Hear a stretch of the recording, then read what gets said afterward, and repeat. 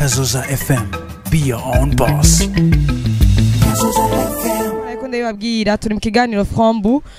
ni kiganiro aho tubabaza ibibazo bitatu nkuko musanze mubimenyereye bitatu vya mbere ubitoye tuca tuguha 5000 munyene ngandabwira amahera ari mu ngodo za radio Kazoza FM gira bagenzi banyu gira bagenzi babo begera amatelefone ndetse bashire kwijana gatatu n'ibice bitatu kubera ko birashika ugasanga turakuguye ko ku kibazo ca kane hamwe tukubaza ati mbega mu ngodo za radio Kazoza FM hari yangahe mbega tukuguye ko watanguranye natwe urumva yuko uciye atwara kandi nkaba naremeye yuko uzoca uba ambasaderi wa radio none ikiganiro gikurikira akaba ari uzoshaka kugikoresha nirukanze cyane mu ngodo ya radio Kazoza FM hariyo ibihumbi 112 n'amafaranga amajana 252 ni 112,252,000 niyo mafaranga dufise mu ngodo za radio Kazoza FM uyu munsi nkuko kandi nari nabibabwiye tugitangura ikiganiro yuko dufise abatumire ndi kumwe na mugenzi wanje dusanzwe dukorana ngaha kuri radio Kazoza FM ni wagira mfashe kugira ngo yakire abatumire bacu buno munsi bona wese wundi ni Linda Bushasha ndaguha ikaze. Urakoze cyane Adiela ndamutse abariko baradukurikira mwese muri ahatandukanye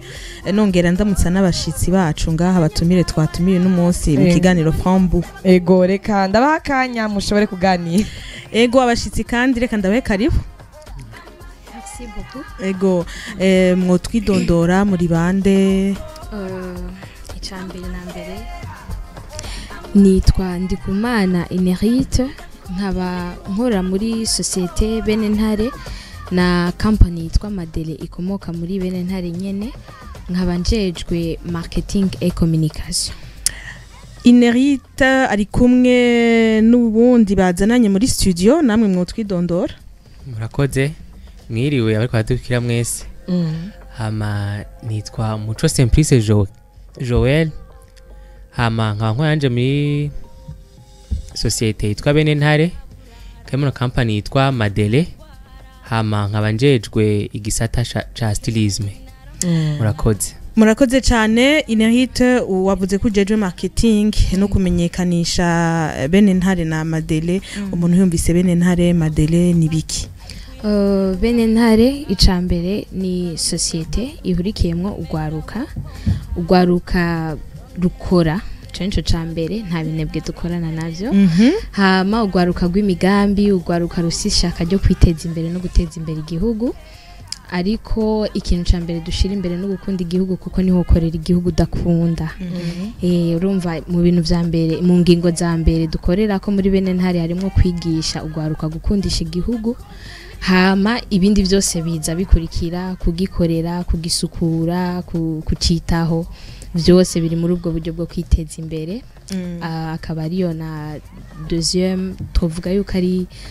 deuxième principe yacu ni kwiteza imbere mu buryo butandukanye dukoresha amatalent ni rero tugerageje kwegeranya ubwo gwaruka tukiyegeranya natwe ubwacu tugakorera kuri ayo matalent niyo twagiye kuronka iyo societe ya Benentare dukora ama département atandukanye selon n'amatalent abajeune bagiye barazana ashimishije kuko mu bikorwa byacu biraboneka yuko harimo abajeune bashoboye muri iki gihugu cacu c'u Burundi harimo hariya berekana amatalent yo kudekora des salles de fête amatalent yo gucapa amatalent yo kuririmba amatalent yo gutamba yaba muri traditionnel canke moderne amatalent yo gushona umva ni societe muri make ihurikiyemo ugwaruka rw'abantu rw'abajeune bakora hama rero après niho hagiye kuvukana Madele company nayo ni gwagwaruka nyene rusohora ivyo rukora production urumva ni company isohora ibikorwa biba byakozwe na gwagwaruka par exemple impuzu par exemple ibirato amasakoshi par exemple indya zibaye fabriqué umva tous les produits zikorwa n'ubwo gwaruka zisohoka ku izina rya Madele. Ego imbere yuko kumbure tuja kuri Muco Simplice Joel Inerite tutubwire Benentare twovuga yuko yabayeho gute yaje gute? Benentare novuga yuko nkuko nabivuze ubwa mbere yabaye organisé par aba jeune I mean abo ba jeune bahuye gute n'aba jeune bari basanzwe bazinanye urumva uwa mbere aturongoye ni Naviketia notre présidente yitwa Ndayishimiye Naviketia hama we n'urundi rwaruka rwishoboye yarashoboye gutanga umugambi ati turakwiye gukora ikintu cyo kugira ngo twigishe urwaruka akaranga twigishe urwaruka akaranga mutima k'abarundi niko rero kuca korana n'urundi rwaruka akabarondera akabegeranya bagakora umugambi hama ico kintu kirahisisa nkuko mwabibonye bene ntari yavutse l'année passée le 1er juillet aho bagira défilé nico gikorwa ca mbere biyumviriye gukora kugira berekane urukundo bakunze igihugu kugira défilé le 1er juillet ego hama habaye réussite abantu barabikunda baravuga tugwaruka rwifuza gutera imbere baraduhimiriza kubandanya twiteza imbere hama turiyumvira ati none biherere ngaha tuzosubira guhura le 1er juillet kandi baca biyumvira une autre façon yo kwama bahuza nabo ba jeune kuko harimwe abari barahejeje amashuri batishoboye batafise ubuzi batari bubandanye kwiga canke batabona uko bagiye kubandanya après iyo défilé bacavuga ati turazi neza yuko bashoboye bakora kandi bafise ishaka ryo gukora rero turondere une façon yo kubegeranya niko hacavuka société ya bene ntare naho bundi yatanguye ari groupe Joel wavuze kuri chef design muri bene ntare novuga nti ujejwe iki mu majambo make mukora ibiki murakoze bon nkuko nabivuze ati chef design bene ntare cyangwa kanzi kawe umunsi bene ntare umustiliste muri société no ajejwe gucréer ama modèle mba création modèle mashasha ya marque Madele Madele fashion ya kwenjeje kwambika abantu abakiriya baza hajya kututwa mbufise urubanza ushaka kwambara neza umustakana ufise evenement yose uraza hajya umva njinjino uje kucanda kwakira tukayaga nkumva ibyo wifuza Antoine kuyaga nco twenda kurabye navyo nibyo bifuza wobegwa nibi okay ego aho hantu ubwo muvuga wakirira abantu ni hehe exactement ahantu dukorera dufise bureau zibiri ahambere aho ngaha muri ville kuri avenue de la Mission building Agora deuxième étage hari ahandi hari mu Ngagara quartier neuf aveni ntani ukaneza gusindaza mugenzi wanje hajya tukuganira ngenda mwuganire hama aho yavuze hambere ni avenue de la Mission muri building itwa Agora deuxième étage numéro C28 hama adresse yacu ya kabiri akaba ari nayo nkuru siège social iri mu Ngagara quartier industriel kuri avenue de l'agriculture numéro 4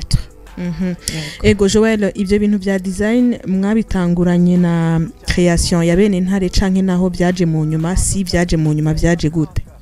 bon novuga ko twaratanguranye na bene ntare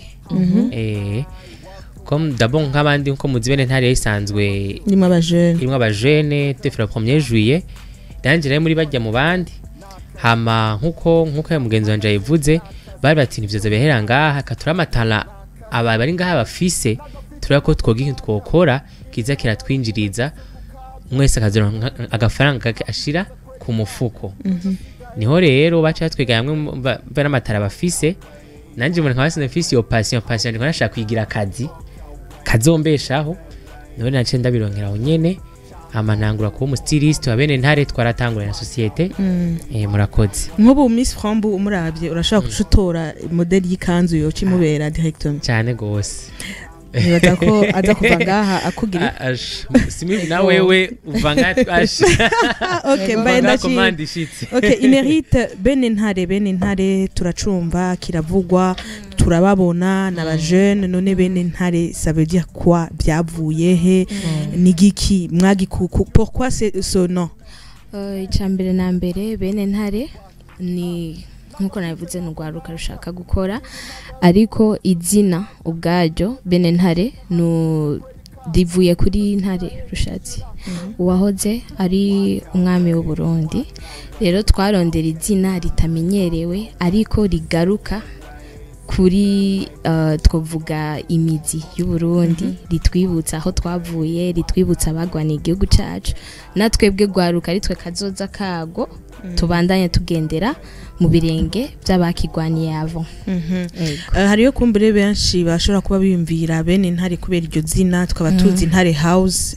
palais présidentiel hari isano hari ico bifitaniye oya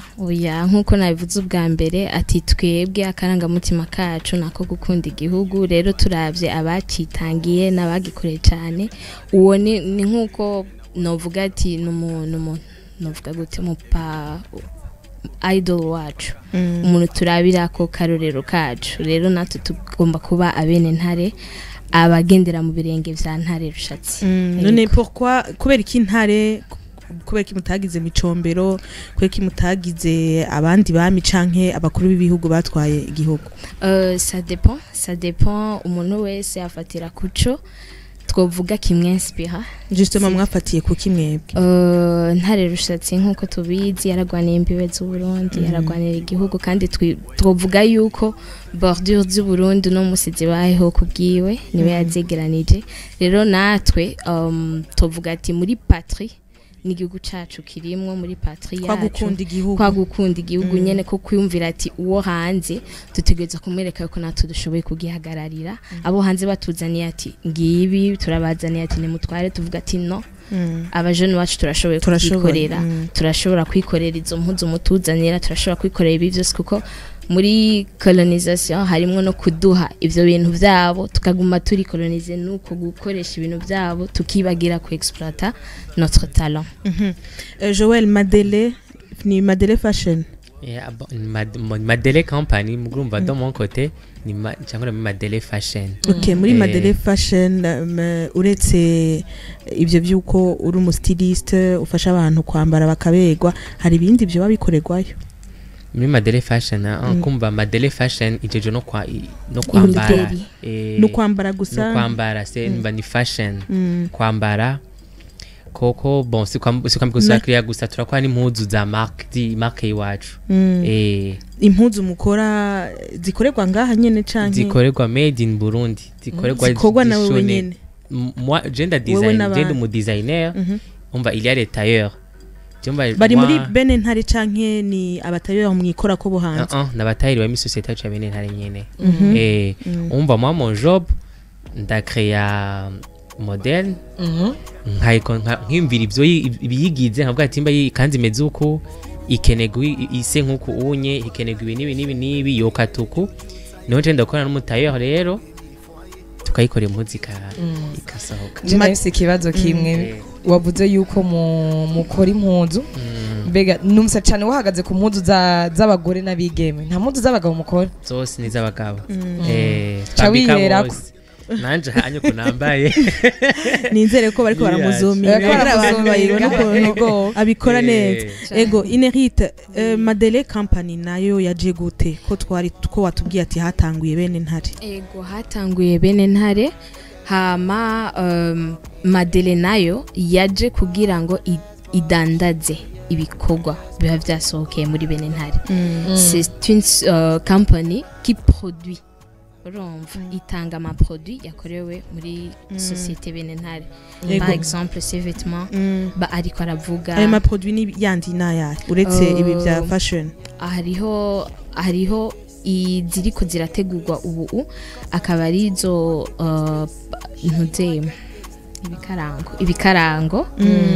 akaba ariyo beurre d'arachide iri mu gukorwa vuba iriko irategurwa hariho impuzu hariho ibirato hariho amasakame byose bikorerwa iwacu nyene n'amaboko y'abene ntare nta muntu wo hanze genre mwikorako très bien kugira wintégrer muri bene ntare kumbura hashobora kuba hari abajene bariko baratwumva kandi abajene bari talentueux bariko baratwumviriza mbega kugira ujemwo mu bandi witwe uje muri bene ntare witwe umwene ntare bisaba iki byogenda gute icambere na mbere nuko witwa umurundi hama ukabuhurikiye mu myaka hagati ya 15 na 25 abarenza ntimukeneye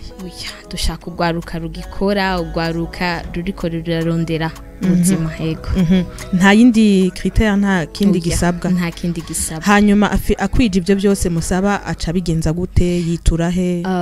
yitura kuri za adresse twatanga avenue de la mission Agora building deuxième étage numéro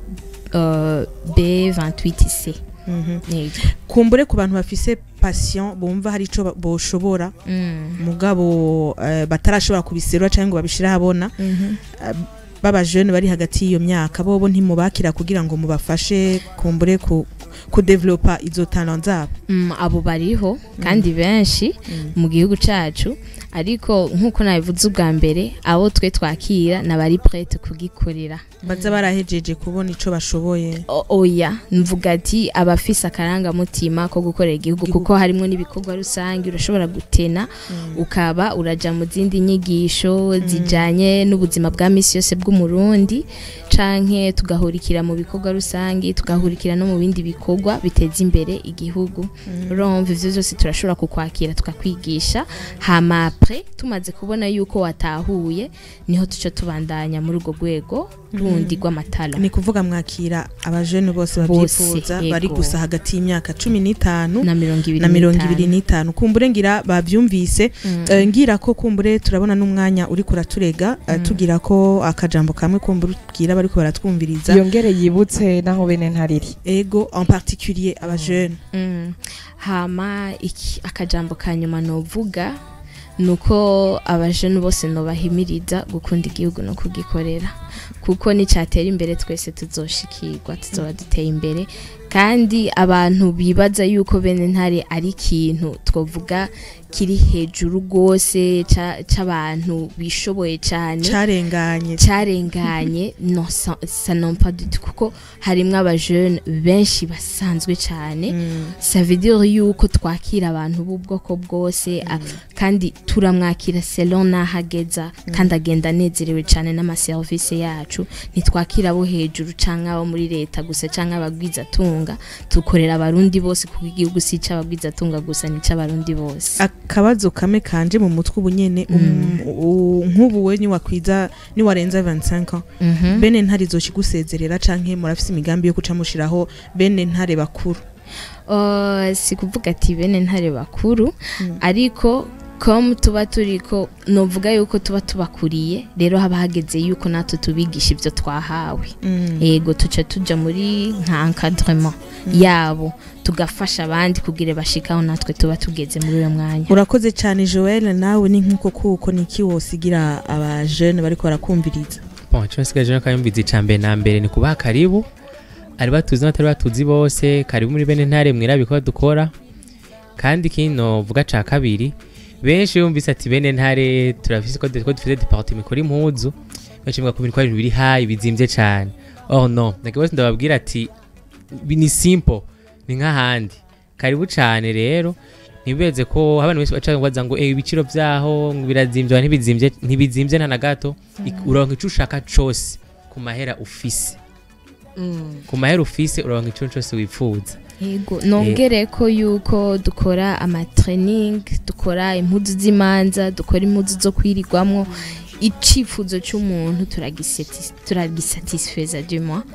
n'amasous-vêtements byose birahakorerwa ego reka ndabashimire Inerte na Joel kubona tuyaze neza muri kino kiganiro from ijwi ry'ukugwiza umwimbu kazoza FM